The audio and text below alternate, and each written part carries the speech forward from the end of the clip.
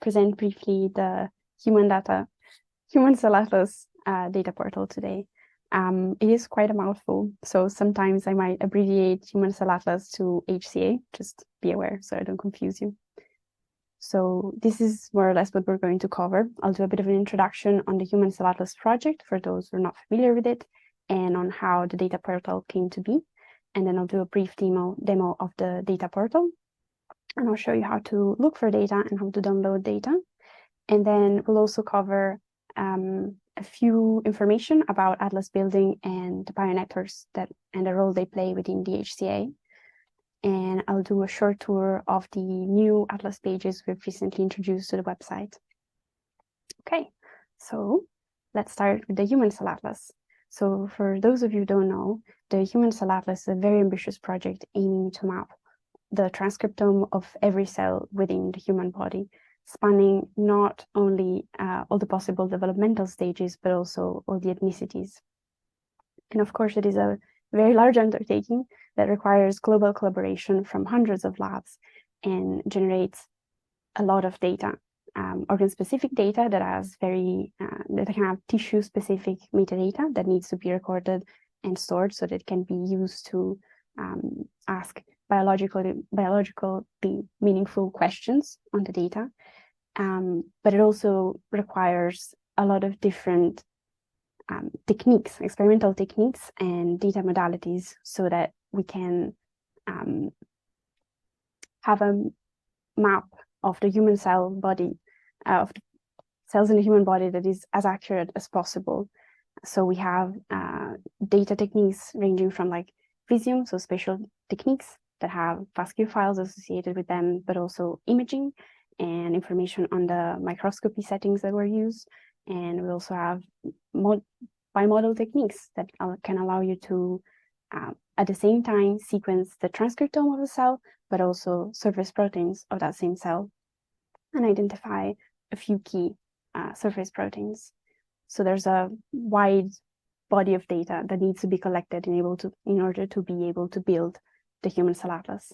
And of course, such a large work requires a lot of different contributors that do different things for the Human Cell Atlas and have different needs.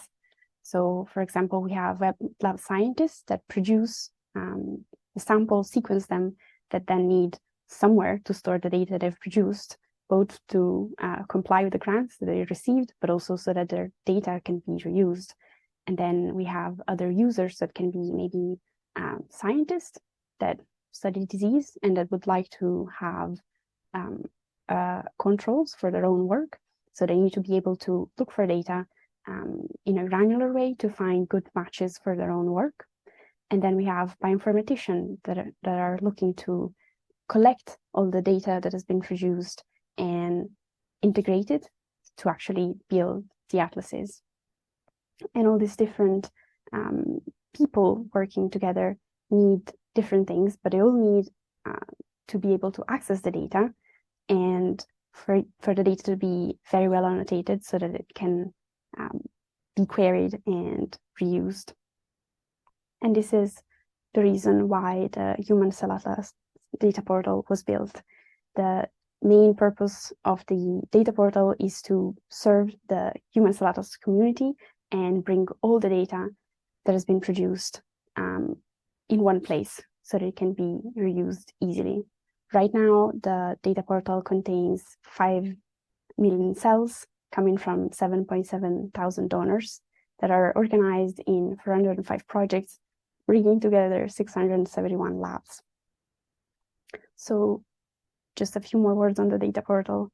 There's 3 essential key aims in the data portal. The first one, as I said, is having a comprehensive source of data to make sure that we can store all the data types that are required to represent the techniques and the data that have been produced. So things like FASTQ, image files for spatial techniques, and cell-by-gene matrices for the gene expression.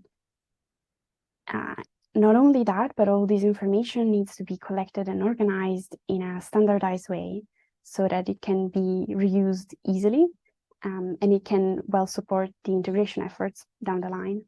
And third point, all of these data. We want to make sure that it is easy to reuse and easy to access. So we also wish to link to analysis portals and visualization portals such as Cell by Gene or the UCSC cell browser. The data portal is a collaborative effort between 3 institutes, the EBI, the Broad Institute, and the UCSC. So labs around the world produce data. Some of them specifically are prepared in order to be part of the HCA. Some of them simply slot within the purpose of the project overall. And teams from the EBI and UCSC will curate the data and metadata to make sure that it conforms to the standard that we've agreed on, and then hand it off to teams from the Broad Institute and UCSC that will index and rearrange it so that it can be displayed on the data portal. So moving on now to the demo of the data portal, we'll cover the filters that are available. We'll do a search example, and I'll show you how to download the data. And I will also highlight the feedback section because we've recently gone through a redesign of the website. So we are very happy to get feedback on the work that we've done. So there we go. So this is the landing page. You can see here the same snapshot of data that I was illustrating earlier. And there's 2 main sections. One of them is to contribute data, which we're not going to cover today, but you are more than welcome to click on it in your own time and get in touch. We are going to focus on the section that allows you to explore the data. So it takes a little while to load, but you can see on the left here, you've got a number of filters that I will explore in a second. And then up here, you've got counters for the files and samples projects that are being displayed right now. So you can see a count for the estimate cells that are right now for the whole database, since we're not applying any filters, all the specimens that are available, the number of donors, and the number of files. And here is the button to export files, which right now would export the whole database. In the center here, instead, there's a few tabs that I will show you. In a second, I will just select one project just to make things a bit lighter, so they'll load faster. Okay, so the first tab shows you all the projects. A few seconds ago, we were seeing all the projects available. Right now, I've only selected one, so we only see one. So we've got species. You can hover over the gray boxes to see an expanded version. So we can see that this project contains both human data and mouse data. And then we can see the library construction methods, which are quite a few for this project in particular.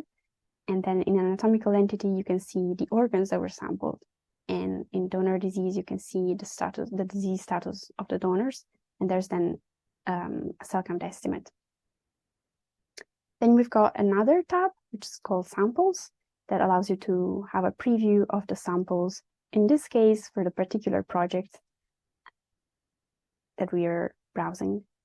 And files instead gives you a preview of the files that are available for this project that we've selected so far. Okay, so I'll remove the filter for the project right now. And I'll just go through some of the filters. Some of them are self-explanatory, like biological sex doesn't require an explanation, but some of them are worth mentioning. So I'll start from anatomical entity. Anatomical entity is one of the 2 filters we have to identify the organ that was sampled. Anatomical entity is the first, the larger filter in a sense. So we'll find things like brain or heart, whereas in organ part down here, you'll find more granular filters like specific, like the cortex or the medulla or the right ventricle of the heart. So you have more control on which samples you can see and find. Then we've got content description, which is a filter that allows you to select a particular type of file, which can be handy. We're having a small problem with capitalization, so right now you need to watch out for that, but overall it's very handy. Then we have a filter for donor disease, which is actually one of 2 filters we have for disease. This is because disease is annotated on two levels, on the donor level and on the specimen level. So I'll make an example so that things are more clear. Donor disease contains all the diseases that affect the donor, whereas specimen only contains the disease that affect the specimen. So if we imagine that we have a donor that has a brain tumor, and for some reason they've donated a sample of skin, then the disease annotated for the donor will be brain tumor, but the disease annotated for the skin sample will be healthy or normal, because we assume that the skin is not affected by the brain tumor. We've got a couple technical fields, which are for the sequencing machine that was used and for the library construction, which can be very useful. And then we've got organ model, which is more or less the equivalent of anatomical entity, but it is used in particular for samples that are taken from a cell line or an organoid. And if you're looking for either of them, you can use this other filter, which is called sample type, which includes cell line, organoids, and specimens that just come from a donor. We also have another filter to highlight, which is selected cell type. This filter allows you to select samples that were enriched for a particular cell type. I just want to point out that they were selected for that cell type. That doesn't mean that they only contain that specific cell type. But the proportion of the cells is expected to be higher. So just something to pay attention to. And down here, I don't think I've shown you before, but I've already mentioned it. This is the filter for the specimen disease. One last useful filter is, can't see it right now, the nucleic acid source one, which allows you to find either single cell or single nucleus sequencing. There's also bulk cell and bulk nuclei, because on some occasions we include RNA-seq, bulk RNA-seq, but it is quite rare, as you can see from these numbers that show you how many projects contain this type of specimen. Okay, so this being said, I'll make an example of a search we can do and show you how to export files. So let's say that we're a researcher working on a heart disease, and we have taken and sequenced samples from disease donors, and we would like now to compare their single cell sequencing to healthy samples. So we can go here in anatomical entity and type heart. And then let's just say that we're only looking for female donors. And we would like them to be healthy. So in the portal, this is annotated as normal.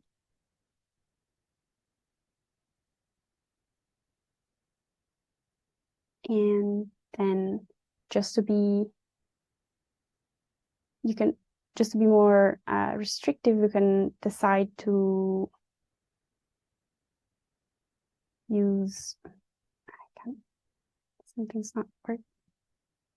We can decide to filter for organ part, and we can select the filters that take a small while to adjust. So I'll give it a second, because there's organ parts that shouldn't be there.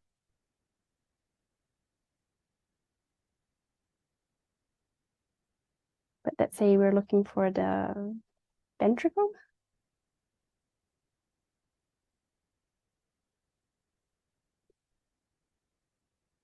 Okay, so if we go here, we see that we have 3 projects, and the sample tab now will highlight all the samples from those projects that match our filters, and we'll leave behind every other type of samples that is included in those projects. And the same thing goes for the files. So the files that are displayed here are only the ones that match our filters. This being said, let's say that we're not looking to reannotate and remap all the FASTQ files. So we are only looking for cell count matrices. And now we've got a much smaller selection to work with. Right, so now we are ready to export. So we can click this button, and this is the export section. So we have a small summary of the query we've done so far, and a few information on the files we've selected. We have 3 options for exporting. The first one will produce a command line instruction to download the data. This option here with the file manifest will produce a file with a key essential metadata for the files we've selected. And this one will export the project data and metadata to the Terra workspace, which is a cloud computing platform. So let's start from the first one. Here we can select the species. Right now it's just Homo sapiens, and the files that we want to download. And then depending on the operating system we are using, we can select Bash for Mac and Linux-based distributions, or we can select Common X for Windows, and then request a curl command. This will produce a small instruction that we can copy and paste to the terminal that we're using to download the files. We can go back to the previous section by clicking here, Export Selected Data, and we can request a file manifest for the files that we want to download so that we have the metadata associated with them. So again, selecting the species and the files, preparing the manifest, and then clicking here will download directly the file. Now, just for ease, I've downloaded an example so that you should be able to see it now. The first few columns are a bit of technical metadata, which might not be useful to you, but if you then scroll to the right, you'll get to more biological and meaningful data, like the sequencing machine, the protocol that was used, whether it was single cell or single nucleus. And then if you go further to the right, you'll see the heart, the organ that was sampled, and more metadata about the donors and the samples. So I'll go back to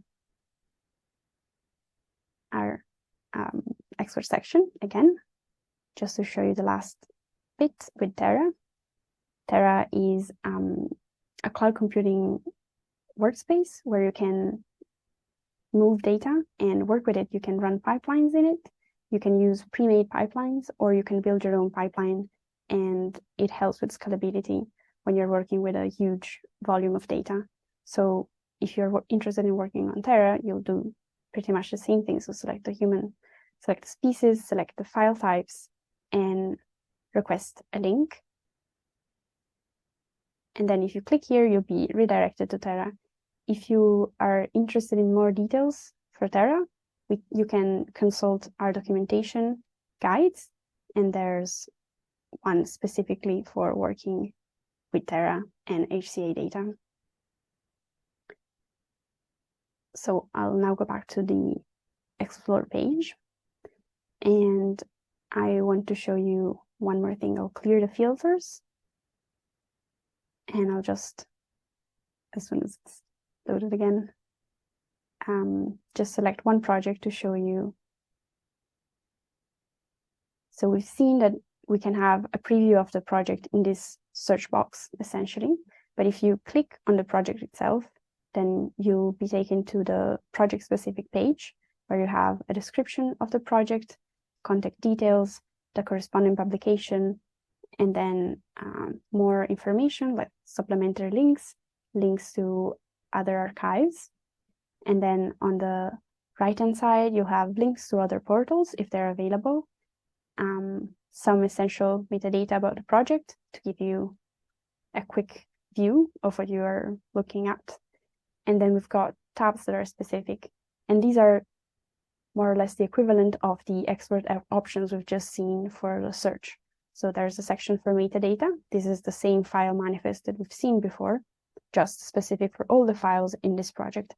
And there's an additional one, which is in Excel format, that gives you the full metadata for the project. Then there's a tab specifically for matrices, and where you can download them one by one by clicking on them. But there's also the usual tab, which allows you to select files by file type. And you can get a command line command again, or you can also export the whole project to Terra in the same way as we've seen before. The last thing I want to highlight from the portal is this button here, which allows you to send feedback. So if you're using the portal and you'd like to tell us anything, please get in touch. We're very happy to hear from you. I'll now go back to the slides to talk briefly about Atlas building.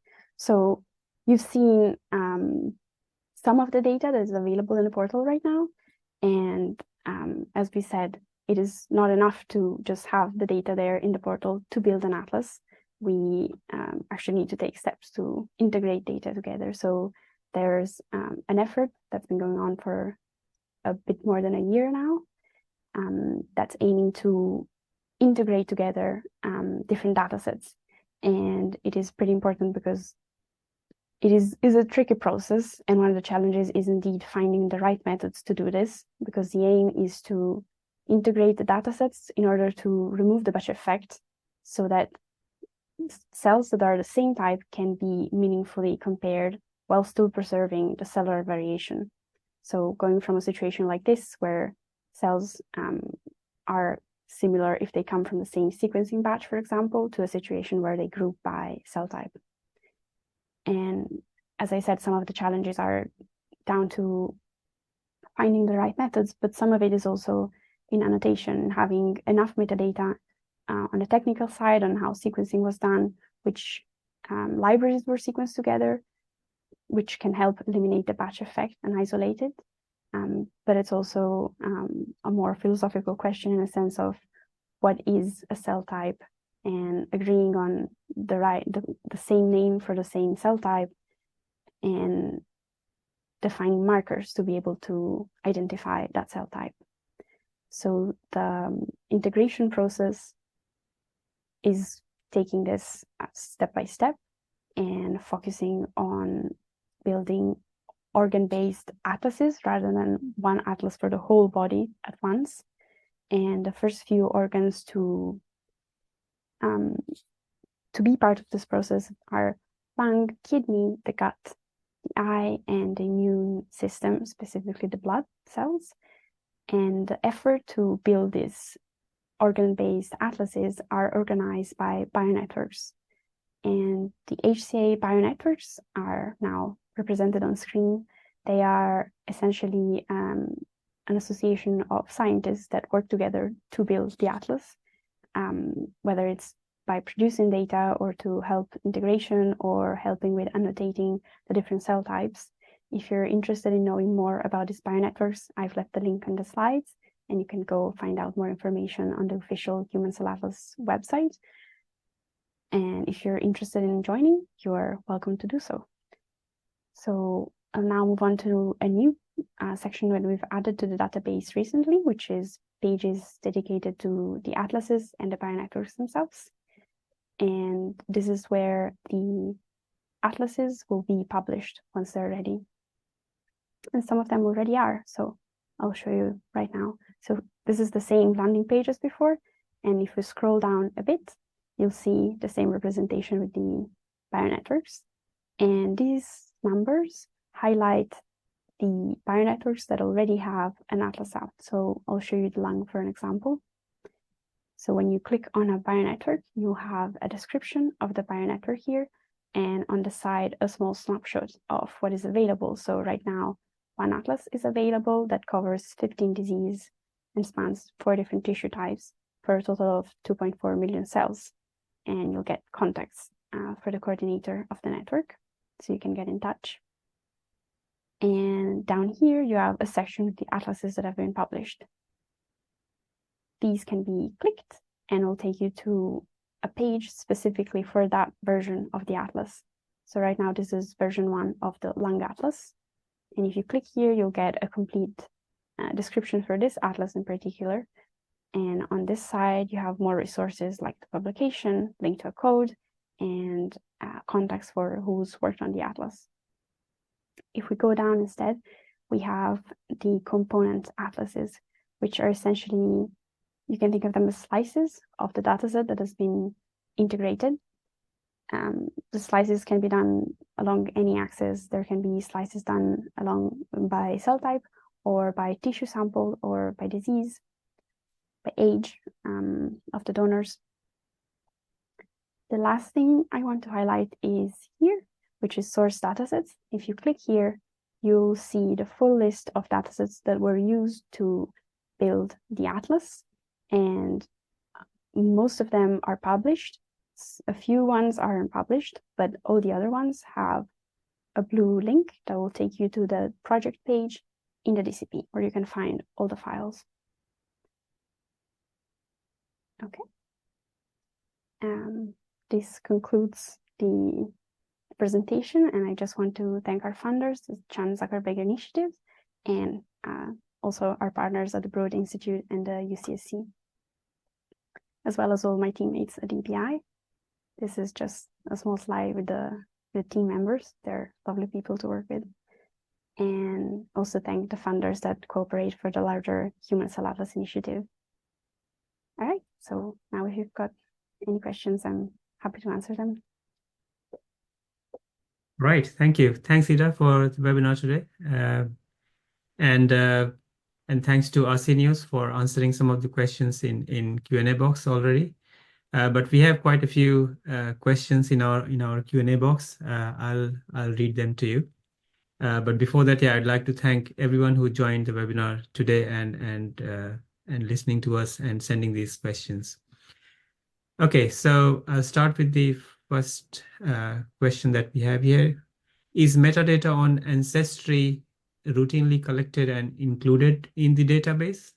And I think there's a continuation of this question about which metadata categories on ancestry are used, and is it standardized between projects? Okay, so I can answer this question. So it is routinely collected in the sense that we have fields prepared in our metadata schema to collect ancestry, but not all projects collect ancestry information. So whenever it is available, we do include it. And yes, it is standardized. We use ontology codes to identify the ancestry.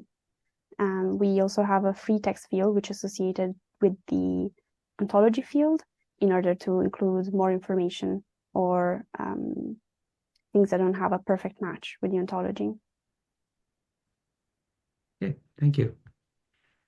The next question is, what happens with projects that do not have count matrices? Do we have to contact the authors for them? And there's a link provided, and the link is about single-cell transcriptomic atlas on human skin aging. Mm-hmm. So we include in the projects all the information that is publicly available. If someone gets in touch with us and they're interested in a particular project that doesn't have neither FASTQ files nor matrices, we try and get in touch with the authors to see if they can provide a matrix. But if they don't reply to us, then we don't really have an option of adding a count matrix. So if you're interested in a project that doesn't have a matrix, it's usually because it's not available online. You can try and get in touch and ask for it. Okay. So the next question is there any link for further information about how data are integrated together, and what are the methods used for integration for those studies in HCA? The information on how the integration is done is specific to the atlas. So I don't know if I can go back to the page right now, but for each atlas that is published, it will be linked to the publication, and the publication will have detailed information on how the integration was done, which methods were used, which benchmarks were done. Yeah, good. Okay, so next question is the same method for single-cell RNA sequencing data analysis of bony fishes? I imagine this question is asking whether the same techniques can be used for human and other species. And I would say yes, but I've got no experience with other species. We only ever see mouse and human mostly. Okay, good. So next one is amazing work. Do you have data specifically for children or classification of age or age-related data? We have a filter based on the developmental stage, which I didn't show, but we do have it. And you can find some pediatrics data in the portal. There's obviously more adult data rather than pediatrics because it is much harder to obtain. But there are several projects in the works that aim to collect specifically pediatrics data. And it will take time for them to appear on the portal, of course, because it takes time to collect them and sequence them. Can we get any data related to tRNA expression and codon usage bias of specific tissue? I don't think that's something that we have. There might be the odd project that does have it, but it will be really just a couple of them, most likely. Right. Do you have a training or possibly a guideline to explain how to handle the downloaded data? I think we've got a guide on the website, but also I am very sorry to say that since we have just updated the interface, some of the guides might have gotten lost in the process. So if you can't find one that gives you all the information that you need, please get in touch with the help desk and we'll help you find what you need. Yeah, thank you. Do we have WES data as well on this portal? There is some, but not a lot of it, mostly because it tends to be managed access. And right now we don't have a managed access feature on the portal. We're hoping to get there, but right now it's not available. So we mostly have single cell sequencing rather than whole genome sequencing. Right. If someone is working on RNA-seq data, can one use the human cell atlas to analyze it? We don't have exactly tools to do data analysis on the portal. There might be some guides on how to do data analysis, but it's not the main purpose of the portal. The Human Cell Atlas website in general might have a few more links for that, but there's no tool specifically to do data analysis on the portal. So next one is, so just like Human Cell Atlas, is there any chance there will be a comparable mouse cell atlas, or is it planned? I'm not sure. The Human Cell Atlas, it's not working on it, but there might be other projects that are doing a similar thing. I'm just not aware of them personally. Yeah. Next one is about data access. I think where to find single cell transcriptomic data if I need to practice the whole analysis pipeline for single cell RNA data. I would say the data portal is a good place. We have a lot of single cell transcriptomic data, and you can get as little or as much data you want to start small or go big. Right. Will differential expression or co-expression of genes be added to the data sets for interactive visualization in future for the portal? So visualization is not done within the portal. So whether these features will be added or not depends on the visualization portal. So I can't answer this question. Right, thanks. So in this portal, do you have single cell ATAC-C data available?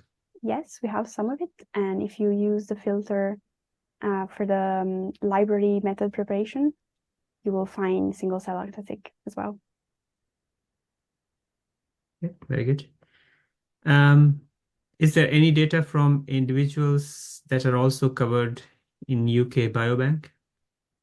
I think so, but I don't think we have any method for searching for those specifically. Thank you. What is the best way to use the data downloaded from HCA to annotate my cells in single-cell RNA-seq? Are there any guidelines? I don't think we've got guidelines for that specifically. I'm sorry, I can't help with this question. Do you have any comment, Arsenius? This is something that can be done using the only published atlas we have yet, the lung atlas, and it's something that when other atlases will be published would be much more easier to be done.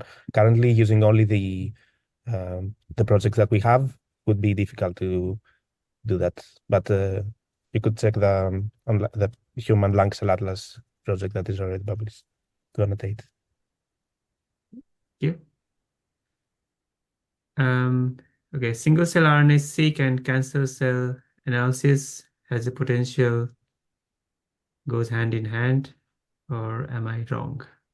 Well, you're certainly not wrong. We do see a lot of single-cell sequencing being done around cancer, and there's a lot of samples that are taken from cancer patient or healthy tissue taken from neighboring region from a tumor donor. So there's a lot of single-cell research going on for cancer as well. Okay, next one is, I think, if there is a tool within this portal about biological network. So what criteria have to be met to define a biological network? I think the bionetworks were established at the beginning of the project to just help the community organize around those organs in particular. But if you're asking how to join one, then I would advise you to look into the official Human Cell Atlas website. There's dedicated pages and links and contact people you can get in touch with and ask for help. And the next question is, I think, about the Atlas pipeline. When can we expect the other atlases to be published? Will all atlases have the same integration pipeline? These are very good questions. I'll say something, but please don't take it for the absolute truth, because there can be delays and publication can take time. There can be roadblocks that have not been foreseen. But I hope that within the next year we will see a few more atlases coming out and onto the portal. I don't think the same integration pipeline will be used for all of them. I think each bionetwork is trying to figure out what works for their tissue specifically, because there can be rare cell type that don't work well with a certain integration method because they're very rare, so they might be removed by mistake. So everyone is trying to figure out the correct method to do it. Are there any more questions? I think there was one question which I guess our seniors started to type in: how to select normal and disease single-cell transcriptome data for expression profiling. Yeah, so you could either select first the normal field for the donor disease and download the single-cell transcriptome data that you would like, and then select a specific disease, download again this data, and compare those two. Okay, one question just came in. Can we find projects using in vitro stimulated cells? So we have some projects that do just that. I'm thinking of how you could filter to find them specifically. So you can find, I think it would be hard to find them actually, because you can find projects that use cell lines or organoids. If you're looking for organoids, that's quite easy to do. But if you're looking for other kinds of treatment, then I would say no.